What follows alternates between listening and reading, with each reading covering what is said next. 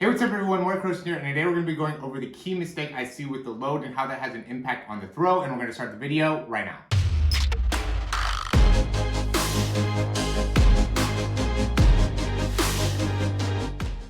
All right, so I've been getting a lot of people that have been reaching out and been asking about either the load or the elbow positioning when throwing and really having some difficult times in being able to understand how to do that effectively. And I do want to go into really a little bit of both because I do think that, both of those kind of correlate together. And really the first thing that I think has to be great in order for you to have an effective load and a great elbow positioning is to be able to stay on balance and understand what that's like. I did start taking up martial arts personally, and this was obviously a few years ago, but really being able to see the difference between how well I was able to generate power when I was able to stay on balance in comparison when I was not, really made a big difference with my performance as a quarterback. And so I do want to kind of go over that because I think that's like the main issue that I see with quarterbacks is that they really don't stay on balance. And because of the inability to stay and keep good balance, it makes a really big impact on the load and the ability to then transfer through the throw. So we got athlete here on the right, and then we have Josh Allen here on the left.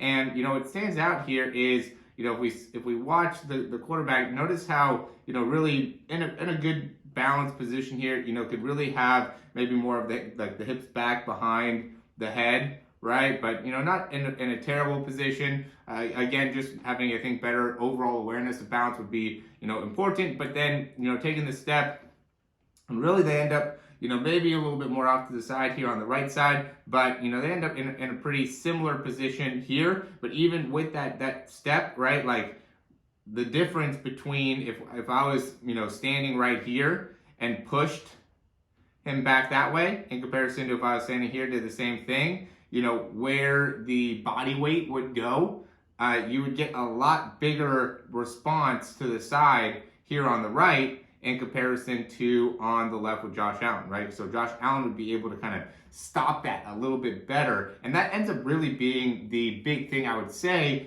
when it comes to properly loading and even properly getting your elbow in the right position is where the momentum of the body goes. Right, so if your momentum is going too far off to the side here, then that really impacts how the ball ends up going. So notice that the body and the ball end up continuing to go in that same line, right? Where Josh Allen is doing a better job of maintaining that spine position and makes it so his body weight is going more forward, and therefore he's able to control the ball to make it so it's able to go more forward. And that really makes it so then you have a lot more control of the elbow too, okay? Because what happens is that when the ball and the body is going this way, then the elbow is going to end up not being able to get into as good of a position as you're going through the throw. Now, he's able to go in and adjust to make it so he could get the elbow in a good position as he was actually releasing the ball, but it's still not going to end up being as good of a throw because of where the overall balance is during the throw. So the big thing that has to go into the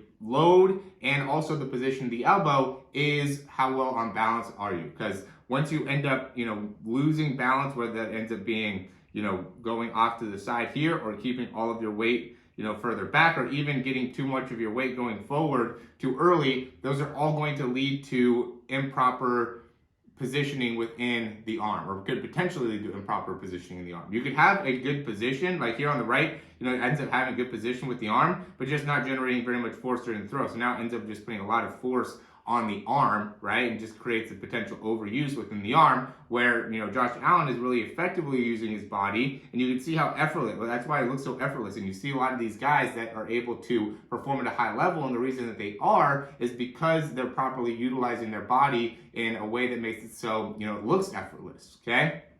It is actually a difficult thing to do. They're creating a lot of force within the hips, creating a lot of rotation within the spine, so it's not something that's like super easy, but they're able to do it very, very efficiently, which is why it looks easy, right? It's the same type of thing with sprinting. Sprinting is not, when you see somebody that's able to run with really good mechanics, it's not that it's an easy thing to be able to accomplish. It just looks really easy and really natural because of how efficient the movement actually is. And so that ends up being the goal, is to be as efficient as possible. And in order to be efficient, you have to be balanced. And so what ends up happening when you step off to the side and when you allow your body weight to go back here, and this is the most common mistake that I see with the load, right? You go in and the ball ends up going so far back because the body weight ends up going back, and so everything is going that way, right? And so now when you're going through the throw, you end up leaning over to the side, and yeah, some people are able to make it up and are able to get to a good position, but regardless, it's not going to be as good of a throw as if you maintain a good balanced position. What does that look like? It's keeping that head, right over the hips, right? So notice if we're here, or head right over the tailbone, okay? In comparison to, so see the difference there, right? Just kind of drawing that line right through the tailbone. So when he's releasing the ball, his tailbone is right in line with his head, maybe a little bit off to the side, but at least he's actually touching, right? So that ends up being the big difference here. And again, this ends up being balanced. If we took a picture, or if I was, again, over to the side and tried to push to the side, you'd get a much bigger response going this way on the right side in comparison to with Josh Allen. If I did the same thing, he'd be able to address me, be able to stop it a lot easier. So how, that would be something that I would really look at if you could take some video of the back, see, if somebody was to push me that way, how far, do I look like I'd be able to stop that? Because if you can maintain that, that means that you have more of your weight going this way, right? Josh Allen does a better job of getting more of his weight going forward than here on the right. All right. Real quick, I just want to go and I'll just do Patrick Mahomes here. But when it goes to initializing the load here, it's really just about being able to maintain a good position of the height of the ball, right? I mean, I end up dropping the ball a little bit as well, right? But at the end of the day, we want to be able to keep that ball high and be able to load fairly quickly. If we need to get the elbow back a bit, that's fine, okay? But we need to be able to just keep that ball high to make it so then we can get the elbow up and through as effectively as we can, right? That ends up being another big thing, is that once we drop the ball, then there's again a little bit more of a potential of losing the position of the body, because now if the ball's way out here and then it goes all the way back here, right? There's a lot of kind of lateral movement going on, right? This type of movement where we want to be able to optimize forward and back, right? So loading back and then coming right forward. Okay, again, it's about efficiency, guys. There's just so much wasted movement that I see with these breakdowns, and that's really what ends up impacting you. And I get a lot of people that are sending me breakdowns of their throw, and at the end of the day, in order to actually get a breakdown, you got to sign up for one of our breakdown packages, whether it's the 3-month program, whether it's a custom program, whether it's the online breakdown, whatever the case may be, you got to sign up for one of those, because, I'm not going to just do a breakdown for you just because you sent in a video and because, whatever you really need it and you have dreams of being in the NFL, blah, blah, blah, I get those emails and DMs and all that every single day. So, there's people all over that are saying that, and so the point being, if you want to actually get a breakdown and actually make some improvements, then invest $97. $97 is not going to be, LeBron James invests hundreds of thousands, if not millions of dollars on his body. So does Floyd Mayweather. So the reason all these great guys are able to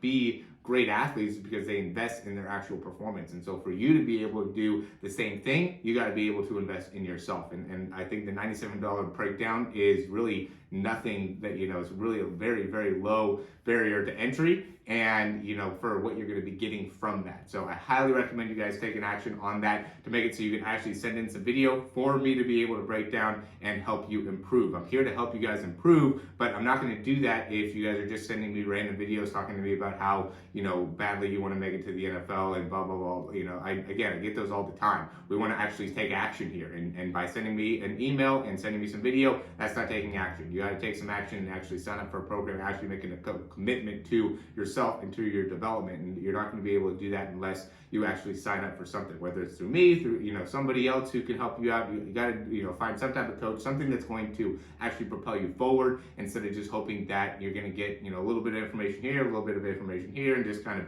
pinballing around and hoping that people are going to just latch on to you or whatever the case may be. It's at the end of the day, if you want to get quality training, you're going to have to actually invest into the quality trainers. The people that are going to be giving you free stuff, at least in my opinion, are not going to give you the highest quality product, right? You want the highest quality product, you're going to have to invest into that. You can't just go and get Rolex for free. You know, you can't get a Lamborghini for free. You can't get any of these high quality products for free. You have to invest into it, and you want it to be able to treat yourself like you are a Lamborghini, right? So that includes the diet, that includes the gas that you put into it, that includes everything, all the parts that end up making a Lamborghini is the same things that ends up making a great quarterback. So you want to be able to invest into making that an actual reality for yourself, and you can't do that by just sending in a bunch of videos to a bunch of different coaches hoping to get a bunch of different feedback. You got to commit to something in order to actually get some results. So hopefully this makes sense. Check out the description in order to get yourself started. And as always, thanks for watching the videos. Talk to you soon.